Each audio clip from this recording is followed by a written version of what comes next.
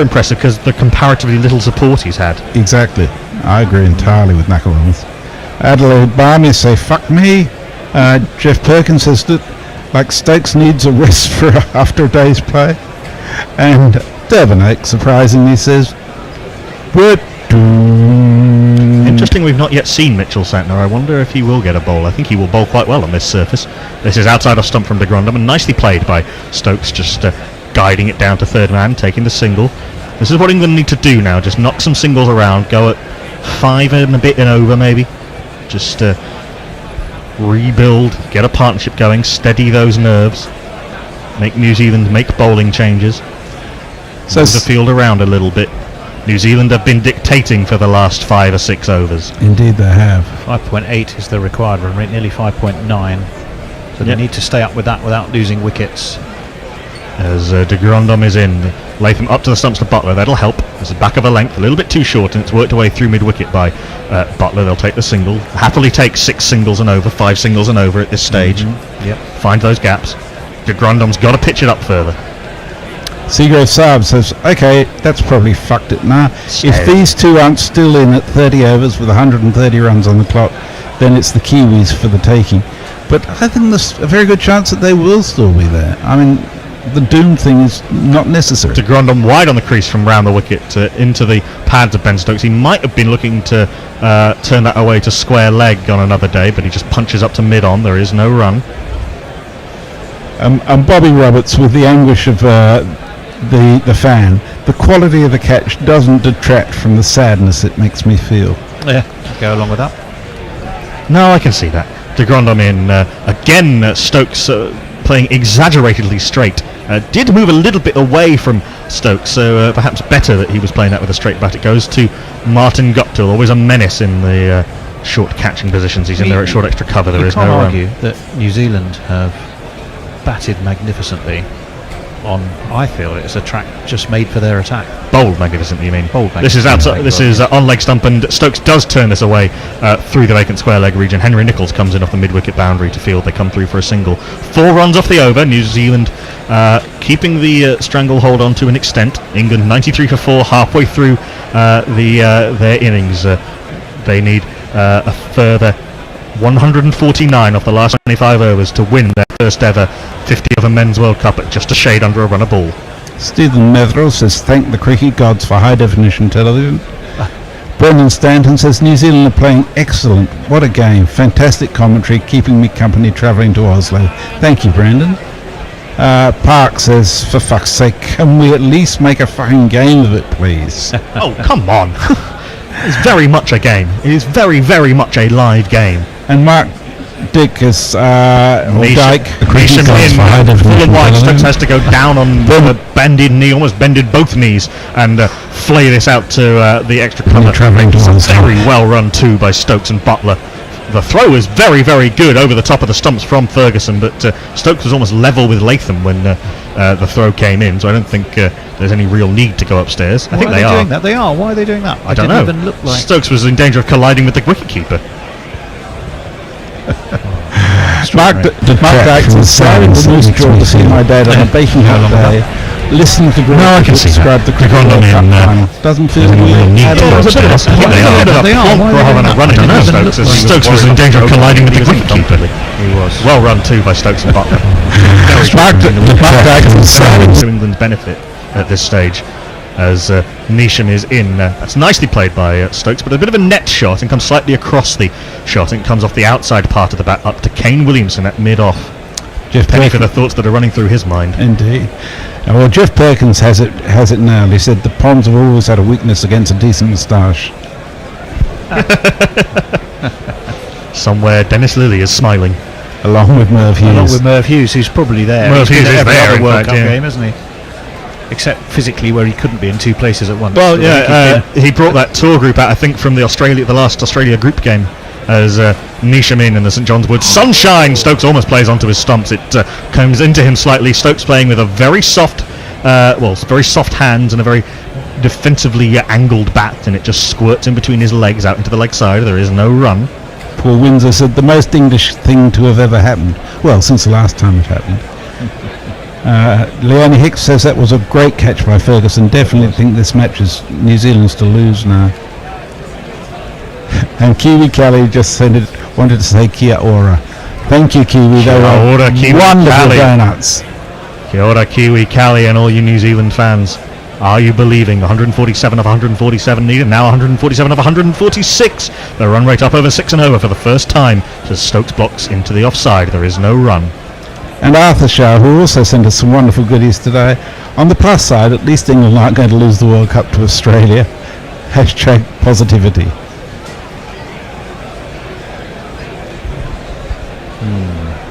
Indeed. We've got a backward point, cover mid-off, mid-on, mid-wicket. And then back at deep square leg and long leg. I imagine also a man on the point boundary. Stokes comes down the track. Indeed, there is a man out on the point boundary, and he's waved at by Henry Nichols from cover to do some fielding. Stokes comes through for a single out to the cover sweeper. Spicy Golden Duck has a similar view. Thank goodness this is New Zealand spanking us. Imagine if it were India or Australia. And Pirate Badshaw in Dublin. Apparently Ireland is 77 for 3 after 12 overs. Retro sluggishness. I say apparently because the live stream is dead. Crowd looked good, which I suppose might be the source of the live stream problem. Last ball of Nations, second over, nicely driven by Joss Butler, just through the gap. He wants 2, they will get 2. Very good running by Stokes and Butler, despite a very good throw and a very good bit of work from Jamie Neesham trying to pat the ball down onto the stumps at the non-strikers end. They do come through for 2. 5 runs off the over, 5 runs scrambled off the over. England 98 for 4. Des says, need to see Ferguson off, but anyone who has the audacity to play a World Cup final in black trainers has my utmost respect. And Jay Grover, in relation to what I don't know, said, don't care, find lesbian smurfs. Is that an order or a request? I think it's just a confession. Strange one. Each to their own. Christopher Jones, I agree with the listeners' opinion on your commentary, guys, but you're also the only English commentary I can easily find. Didn't search for Weeping Willow Tree or whatever. Steady. Wow. De Grandom in, bowling his 9th over. It's nicely taken by Tom Latham, just left alone outside off stump by Stokes. Through to the keeper it goes. There is no run. You feel that if they weren't 4 wickets down, the natural inclination would have been to look to cut that. Yes, I think so. A fair bit of width. I think so. He's not really taken on anything with a angled bat. Everything has been attempted to be played with a vertical bat. This one just stops in the wicket a little bit. Stokes makes the universal symbol for that one, stopped in the wicket a little bit, and it comes slightly aerially, but well short of mid-off. There is no run. Mid-on, rather. Edgar Allan Poe says, over to you, Joss, I guess. Take nothing away from New Zealand, but this is classic. Indeed it is. Could be. This is outside off stump, and Stokes plays with an angled bat, trying to run this past Neesham at backward point, but doesn't beat him. There is no run. And Adrian Lowe shares that. It says it's so tense I can't even drink. Now that is tension. That is serious tension, yes. It's come to something when Colin de Grandom is the man to see off in a World Cup final, as he's in, goes wide on the crease with his red socks. Interesting. This is a link delivery worked into the mid-wicket region by Stokes. Again, fails to miss the field. Fielded at mid-wicket, there is no run. Vector Victoria says, if you're Australian, who are you supporting today and who do you want to win? Is their loathing of England stronger than their wanting to see their neighbours get beaten? I'd love to see the Kiwis win. I like to see New Zealand win, except against Australia. This is outside off stump, and again Stokes plays a sort of net shot. It takes an age to arrive to him. He was trying to play that, I think, initially between cover and point, but has to just push it with a vertical bat, and it goes to cover. There is no run. 5 dot balls from Colin de Grandom. Stokes 10 off 29 deliveries. Solidity is one thing, but stasis is not going to help England. This is outside off stump, and Stokes has a fiddle at it. Latham can't take cleanly. There was no edge, so it doesn't matter all that much, but a maiden from Colin de Grandom in a World Cup final.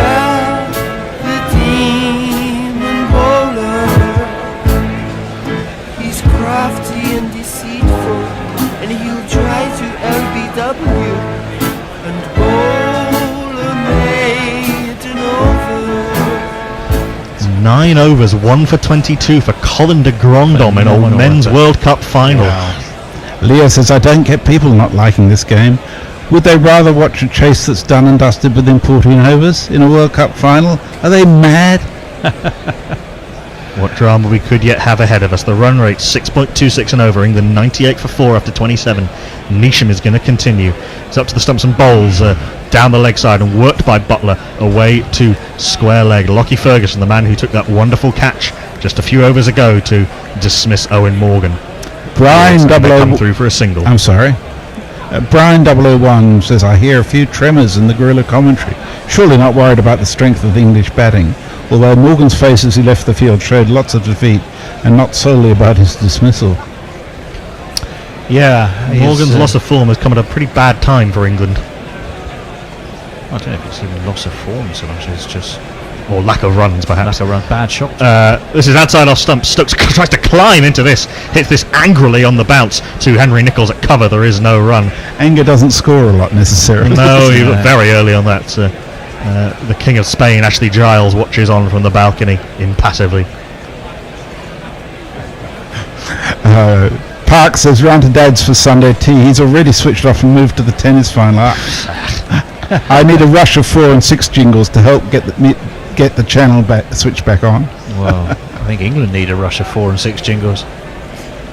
Neesham in. Down the track comes Stokes, and that's hit incredibly hard. That would have been an unbelievable return catch if Neesham had got to that, but he didn't. Beaten on the inside. Dharmasena sways out of the way self-protectively. 4 runs.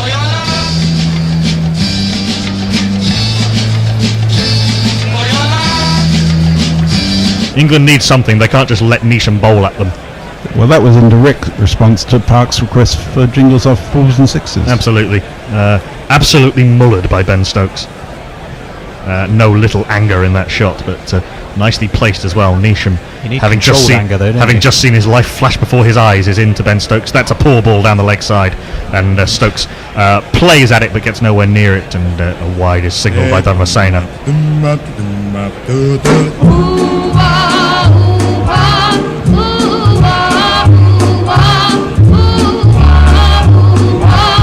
England's 100 came up with that for each 50 off 85 balls. It's been a stodgy old effort from England today. Halfway through the 28th over, 104 for 4, needing 242 to win. Jimmy Neesham, right arm over the wicket, up to the crease and bowls. Stokes comes down the track and it's a good slower ball into the pitch by Neesham. Stokes has to wait for it and then just sort of pivot it round the corner to long leg for a single. Gene Ventnor says, don't usually watch much cricket like this, but can't stand these commentators. I presume you're talking about the TV commentators. And Nick Martin says, as an England supporter, I'd happily have taken us chasing it down in 14 overs. I suspect if you're a partisan you would, but the cricket has been utterly gripping today. Absolutely. John Perry says, I was worried a drink would make me fall asleep before the end of the match, but I folded and reached for a beer. Neesham, slower ball, a bit of a cutter. Nicely timed by Butler, but straight to extra cover. There is no run. He says, this is more than exciting enough to keep me awake. And Leah says, my favourite Starsh story is the fact that Myth Johnson's Starsh ashes are standing in an urn on some dude's mantelpiece. I love that. Butler's been starved of strike. He's only faced 6 balls in this partnership so far. Stokes has been prodding and thrashing alternately at the other end. And ticking. 7 balls, in fact, Butler's now about to face his 8th, and he plays this nicely off the back foot out to the cover sweeper. He will keep the strike. Santner fields out there. They come through for a single. So Butler's on 9 off 8. He's doing his bit. 8 runs off the over. That is a useful blockage breaker for England. They're 106 for 4 after 28. And the target's 242. Ravi Nair's running out of options. He said, right, the sofa isn't hide behind a wall, so I've removed myself from the TV room altogether. You are my link to the game. Like those Greek tragedies where all the rough stuff happens off stage and we get told about it. At least this way I won't see more England wickets. So we need to do it in dactylic hexameter, the Greek chorus style. Just every now and again you just hear some wailing. Well, I'll leave that bit to you, Knuckle. Andrew Lynham, listening from Norway, and you guys have made cricket hilarious to listen to. Brilliant, thanks. Thank you, Andrew. Thank you We're very struggling much. to see the funny side of this game, though. Right now, the tension is just too great. And Zach Kearns, it's 2 a.m. I have a 9 a.m. lecture for uni, but the World Cup final is on, and Fed versus Djokovic is going to 5 sets. Oh boy, what do I do? Will he stay up? De Grandom about to bowl his last over. This one spits off the wicket and hits Butler high on the inside part of the bat. It dribbles away into the leg side. Taylor comes around from mid-wicket to field. They do take a single. Stokes back on strike to prod and block and tick and pace like an angry tiger. He won't finish with a maiden then, CDG. No, but still 2 maidens in his 9 overs. Very impressive. Certainly is. Phenomenal effort.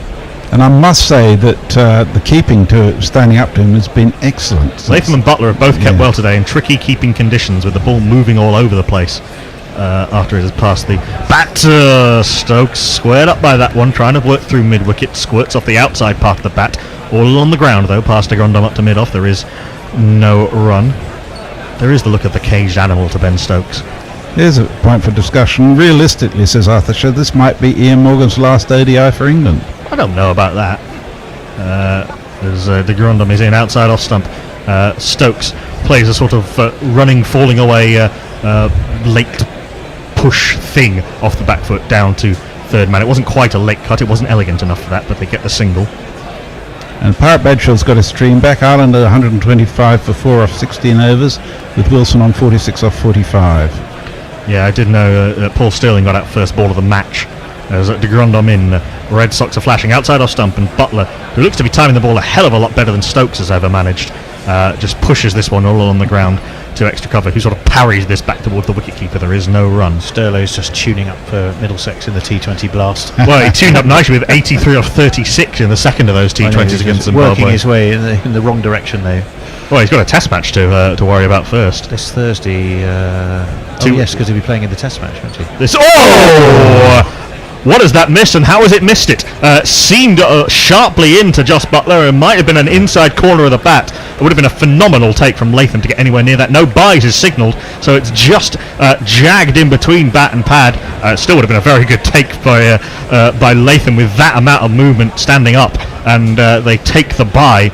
But that's gone an absolute mile from De Grandom, outside off stump. Just missed the off bail. Oi, oi, oi, oi, oi. He's in to Butler, who has a thrash at this. Where has that gone? It's plugged.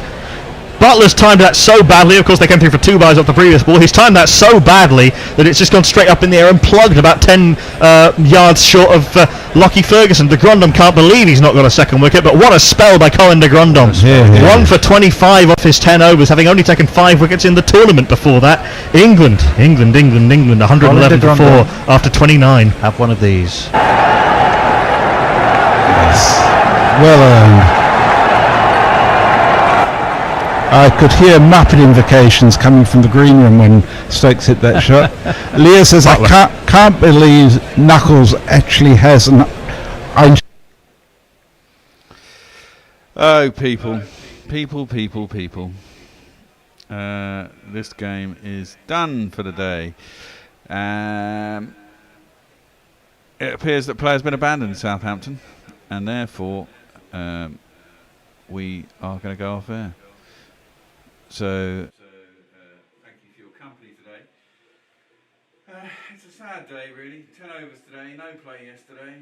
Tomorrow looks like it'll be a draw. Funny that.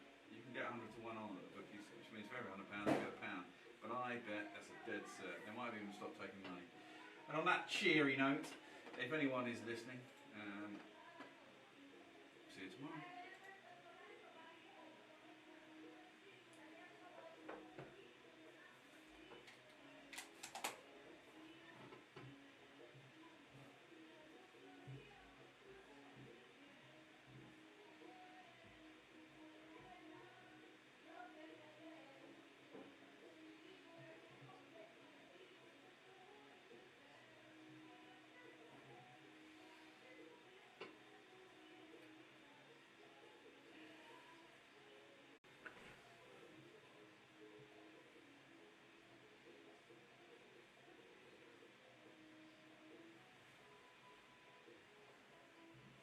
I'll stop the broadcast.